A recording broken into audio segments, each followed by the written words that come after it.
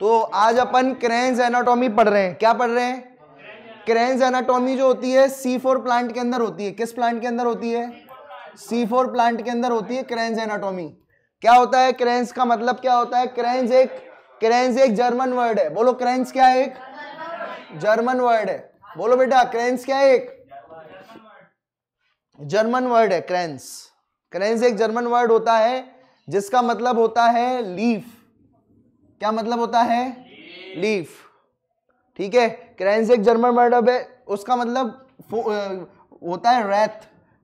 देखो क्रेन्स क्या है? एक जर्मन वर्ड है, इसका मतलब क्या होता है? रेत। रेत यानी क्या होता है? बहुत सारे फोल्ड। क्या होता है? बहुत सारे फोल्ड। अगर आप देखोगे, देखो यहां पर बीच में जाइलम फ्लोएम दिख रहा है। कितने लोगों को जाइलम फ्लोएम दिख रहा है? दिख रहा है। तो यहां पर आपको सब लोगों को जाइलम फ्लोएम दिख रहा है। अब जाइलम फ्लोएम के चारों तरफ कौन से सेल दिख रहे हैं? बताओ भाई। Bundle sheath cell. क्या दिख रहे हैं? बंडल शीथ सेल के फोल्ड्स हैं बहुत सारे। क्या है? बहुत सारे फोल्ड है। ऐसे ही क्या अपन कहते हैं क्रेन्स। क्या कहते हैं? क्रेन्स। क्रेन्स जर्मन वर्ड है जिसका मतलब क्या होता है? रेत। रेत का मतलब क्या होता है? कवर। कवर। तो किसके कवर हो रहे हैं? बंडल शीथ सेल के। किसके? बंडल शीथ सेल के। किसके अराउंड? किसके अराउंड बेटा? वस्कुलर बंडल के। किसके अराउंड बेटा? वस्कुलर बंडल में क्या होता है? जाइलम और फ्लोएम। वस्कुलर बंडल में क्या होता है? जाइलम और फ्लोएम मिलकर के बनते हैं वस्कुलर बंडल। क्या बनते हैं? तो वस्कुलर बंडल के चारों तरफ क्या दिख रहा है आपको? बताओ। ठीक है, आपको क्या देखने को मिलेंगे? ये बंडल शीथ सेल्स। कौन से सेल्स दिखेंगे? और बंडल शीथ सेल्स बहुत, इनके बीच में कोई गैप नहीं है। इनके बीच में कोई गैप नहीं है। तो यहां पर आपको जो दिख रहा है ये समझ में आ गया? ये बंडल शीथ सेल है। ये बहुत इनके ये जो होते हैं, इन बंडल शीथ सेल जो होते हैं, ये इनके बीच में कोई स्पेस नहीं है। इनके बीच में कोई स्पेस नहीं है, कोई इंटरसेलुलर स्पेस नहीं है। और इनकी जो सेल वॉल है बहुत हार्ड है। सेल वॉल क्या है? बहुत ज्यादा हार्ड है। इतनी ज्यादा हार्ड है कि ना तो इसके अंदर से कोई ऑक्सीजन जा सकती है, ना ही कोई जा सकती है CO2। दोनों में से कोई भी अंदर जा नहीं सकता।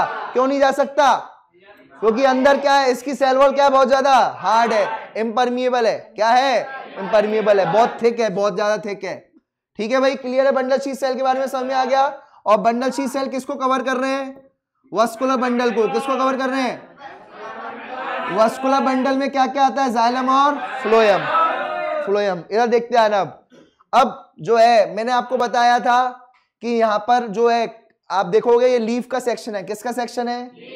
लीफ का सेक्शन है। अगर आप लीफ को देखोगे तो दो प्रकार के सेल मिलेंगे। कितने प्रकार के सेल मिलते हैं? तो C4 प्लांट में दो प्रकार के सेल मिलेंगे। एक तो मीजोफिल सेल्स और दूसरे कौन से रहेंगे? और दूसरे कौन से रहेंगे? Bundle sheath cell. कौन से सेल हैं? Bundle sheath cell. ठीक है बेटा, बंडल शीथ सेल रहेंगे। तो मीजोफिल सेल और बंडल शीथ सेल में क्या अंतर है जरा देखते जाना। मीजोफिल सेल जो होते हैं इनमें क्लोरोप्लास्ट तो रहेगा, क्लोरोप्लास्ट तो रहेगा, लेकिन उसमें क्या मिलेंगे? ग्रेना मिलेंगे। क्या मिलेंगे क्लोरोप्लास्ट में? मीजोफिल सेल के क्लोरोप्लास्ट में क्या मिलेंगे? ग्रेना मिलेंगे। लेकिन जो बंडल शीथ सेल है, कौन सी सेल है?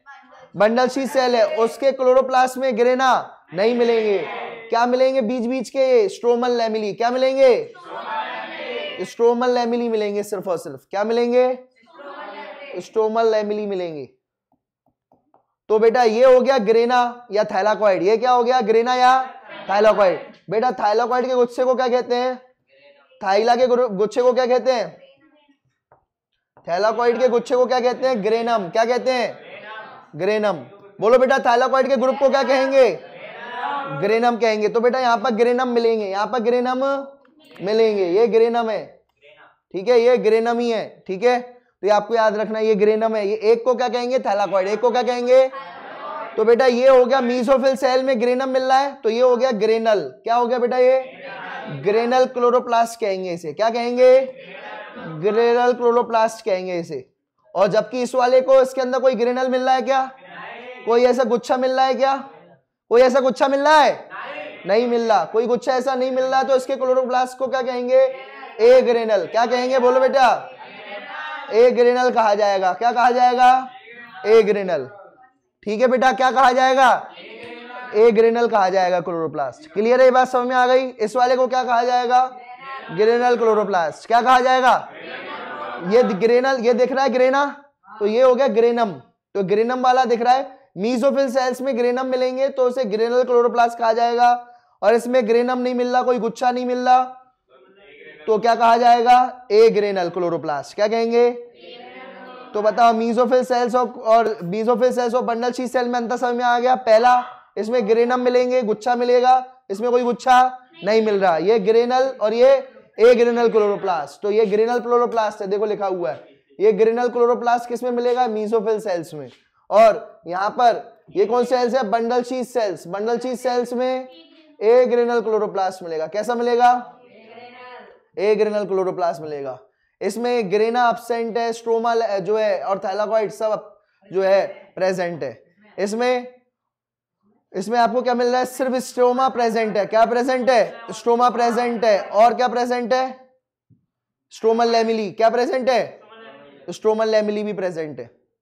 यहां पर क्लोरोप्लास्ट जो मिलेगा, ये अगर आप देखोगे इनका साइज जो रहेगा, इनका साइज स्मॉल है। इनका साइज जो दिखेगा, क्या दिखेगा?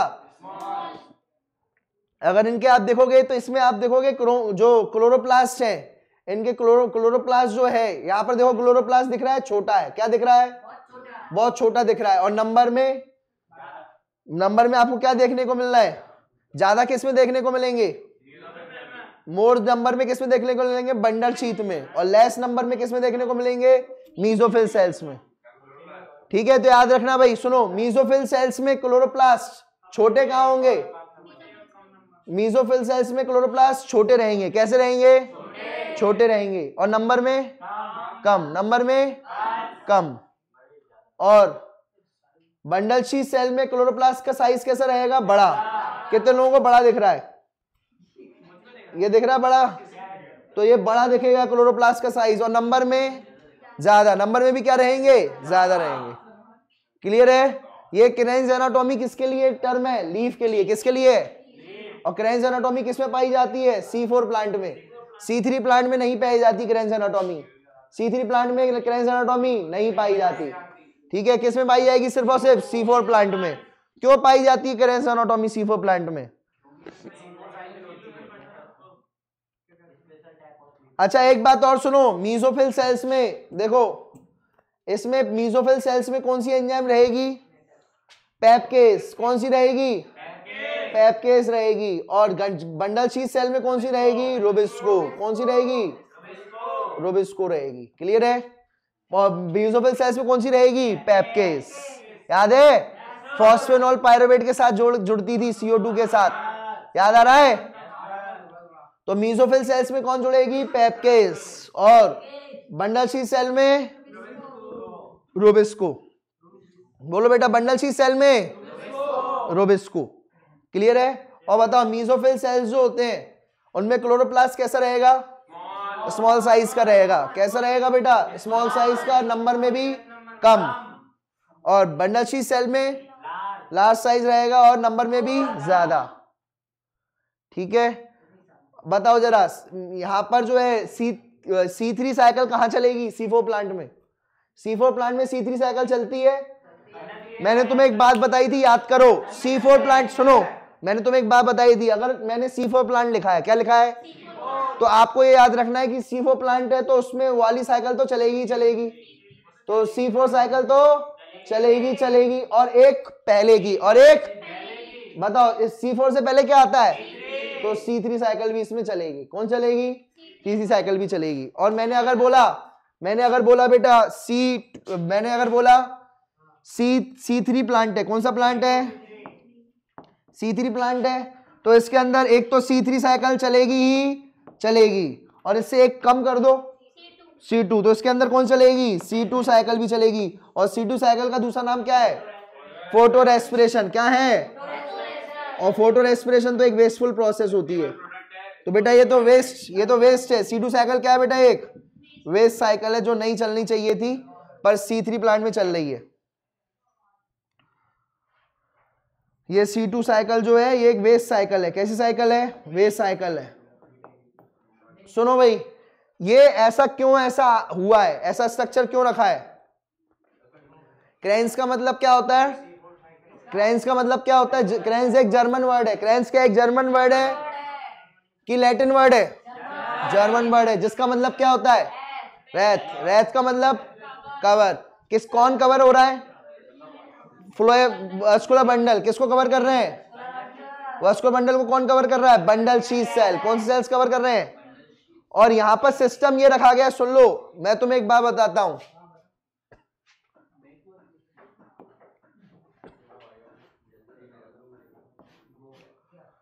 अच्छा इधर देखो, सुनो, यहां पर चलती है C3 साइकिल। कौन साइकिल चलती है? C3 साइकिल चलती है। और यहां पर मीसोफिल सेल्स में कौन चलती है? C4। मीसोफिल सेल में कौन चलती है? नहीं, C4 साइकिल चलाने के लिए दोनों सेल चाहिए। C4 साइकिल चलाने के लिए दोनों सेल चाहिए, मीसोफिल सेल्स भी। और याद है फिक्सेशन और फिक्सेशन, डीकार्बोक्सिलेशन, याद आ रहा है? और तीसरा कौन सा था? रीजनरेशन। इसको कराने के लिए दोनों सेल चाहिए थे, मीसोफिल और वस्कुलर बंडल, दोनों सेल चाहिए थे। ये दोनों मिलाकर के कौन सी साइकिल चलेगी? C4 साइकिल चलेगी। कौन साइकिल चलेगी? C4 cycle. और बंडल शीथ में कौन साइकिल चलेगी? C3 cycle. कौन साइकिल चलेगी? C3 cycle. बंडल शीथ में कौन साइकिल चलेगी? C3 cycle. क्योंकि यहां पर CO2 आएगा। क्या आएगा बंडल शीथ सेल में? CO2 होगा, तो C3 साइकिल चलेगी। क्या चलेगी? C3 cycle. क्लियर है? अब सुनो, ये देखो बेटा, ये देखो बेटा, अब सुनते जाओ। यहां पर C3 और C4, ये देखो बेटा, C3 और C4 देखो, आप लीफ में अंतर देख लो। आप कैसे पता लगाओगे कि ये प्लांट C3 है C4 है? उसकी पत्ती के अंदर का सेक्शन देख लो। क्या देख लोगे? पत्ती को काटो और अंदर का सेक्शन देख लो। क्या देख लो? ठीक है, तो ये बात ध्यान रखना है, पत्ती को काटना है। किसको काटना है? पत्ती को। तो देखो, C3 प्लांट की पत्ती ऐसी दिखती है, C4 प्लांट की पत्ती ऐसी दिखती है। क्या क्या अंतर दिख रहा है? ये रेत, ये जो है ये वस्कुलर बंडल है। क्या है ये? और वस्कुलर बंडल के चारों तरफ क्या है? ये bundle sheath sales. Bundle sheath sales हैं। कौन से सेल्स हैं? जबकि ये देखो, ये है वस्कुलर बंडल्स। क्या है ये? क्या वस्कुलर बंडल के चारों तरफ कोई आया? कोई बंडल शीथ सेल आया? तो आपको पता लगाना है कि ये प्लांट C3 है या C4 प्लांट है। तो आप पहले पकड़ो, पत्ती पकड़ ली, उसको काट लिया। क्या कर लिया? काट लिया। और फिर काट करके उसका सेक्शन देखना। उसका क्या देखना? माइक्रोस्कोप में सेक्शन देख लेना। क्लियर है? तो जो जिसमें बंडल शीथ सेल मिल गए, जिसमें बंडल शीथ सेल मिल गए वो C4, और जिसमें बंडल शीथ सेल नहीं मिले C3। आप दो मोबाइल दो इधर, दो मुझे। अब फिर क्या नाम किसका खराब होगा?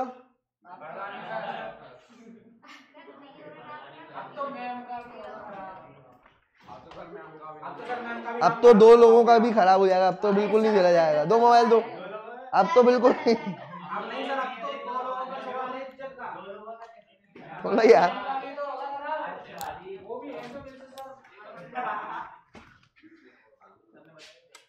चलो हो गया मजाक। अब रियलिटी बता रहा हूं। ना कोई है ना कोई था। चलो हाँ, अब देखो अंतर पढ़ लेते हैं C3 और C4 प्लांट में। क्या पढ़ रहे हैं? कोई दया नहीं। लेट ब्रेक ज्यादा ले लिया था ना तुम लोगों ने।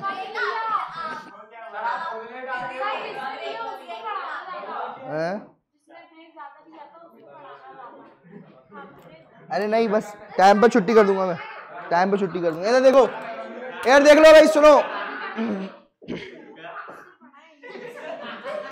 बेटा, ये रिकॉर्ड हो गया। मैं उस पर डालने वाला हूँ, इंस्टाग्राम पर, इंटरनेट पर।